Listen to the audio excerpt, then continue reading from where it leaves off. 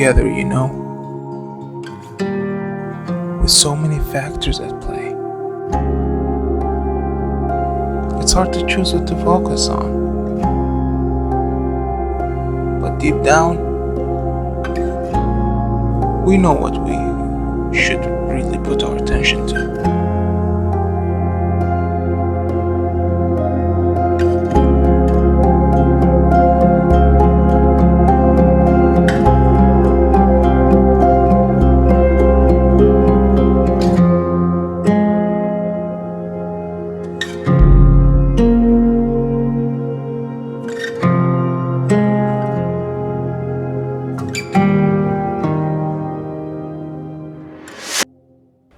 Zubda, I think we should start by figuring out which areas are the most important so we can focus on. Yeah, I agree. If you look to the Silicon Valley, you cannot underestimate the role of research universities. Yes, I think also we should figure out which regulations govern those startups in KSA. So what about the venture capital in KSA? إيه صادق. So we have to do research in there. Definitely.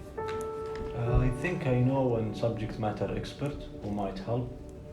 And do you guys remember when Dr. Mike spoke about the importance of the exits in Silicon Valley? Yeah, I remember that. Yeah. Then let's focus, guys, or concentrate on these 4 things. That's cool. We got a lot of work to do. Yeah.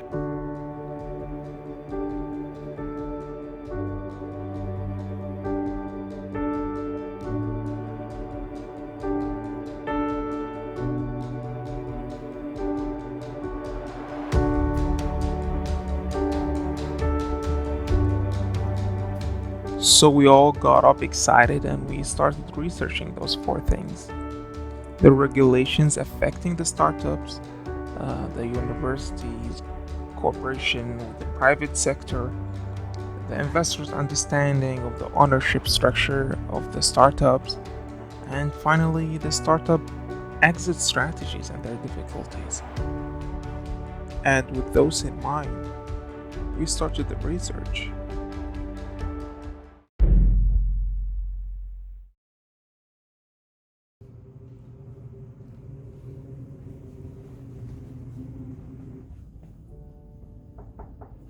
Come on in. Good afternoon.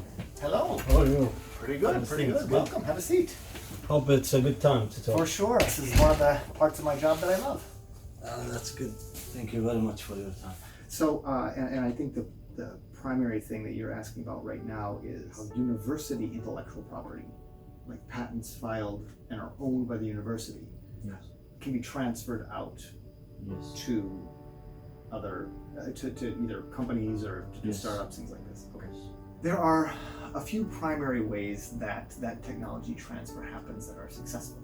The first one is anytime that you license a patent that was created by a professor. Also, very often, if it's a company, they'll be also supporting, maybe after doing the licensing, supporting some PhD research, funding some research, and then hiring the PhD student after they graduate. This is probably the most effective way to do technology transfer.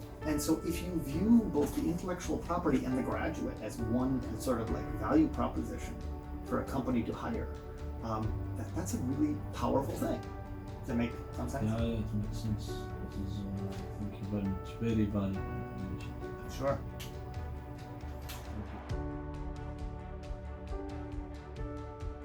السلام عليكم أخوي فؤاد. شلونك طيب؟ Thank you for your time. We would like صراحة to know a background about the investor perception in relation to the startups in Saudi Arabia. حسب الباك جراوند يعني الآن بدأ الموضوع يتحسن لكن كل الناس اللي خاصة كانوا يجوا من traditional businesses كانوا يحبوا ياخذوا equity كثيرة. المشكلة في السعودية اللي كنت بتسوي هايلايت إنه بعض الأشياء اللي لها اسمها convertible notes والsafe notes until today ما صار لها قوانين. أوكي يعني ممنوعة في السعودية. فهذه way of flexible way to finance small and medium sized businesses مش موجودة. يعني a big problem now تلقى investor سعودي وستارت اب سعودي عشان ياخذوا convertible note يروحوا يطلعوا برا السعودية، يعني يروحوا يسووا شركة في أبو ظبي ولا في كايمن آيلاند.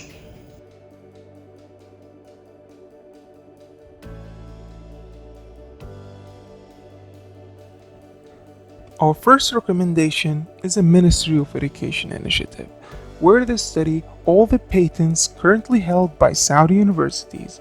Then they should divide them into two categories: the patents that could be licensed to existing companies and the patents that has the potential to form successful startups. Graduates and professors who have worked on and invented those patents should have priorities to work on them. We have found that many government entities have started great initiatives to help small and medium-sized companies. However, we also recommend that the relevant government entities work together to put regulations for convertible and safe notes. This will help protect the investors and the startups alike.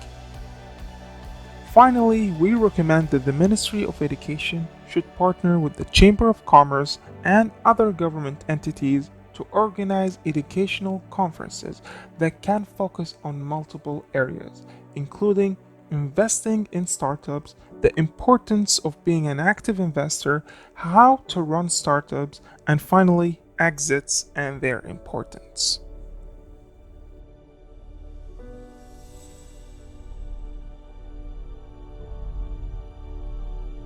While researching those four areas, we realized that they don't work in isolation and they all have an effect on each other and they depend on each other.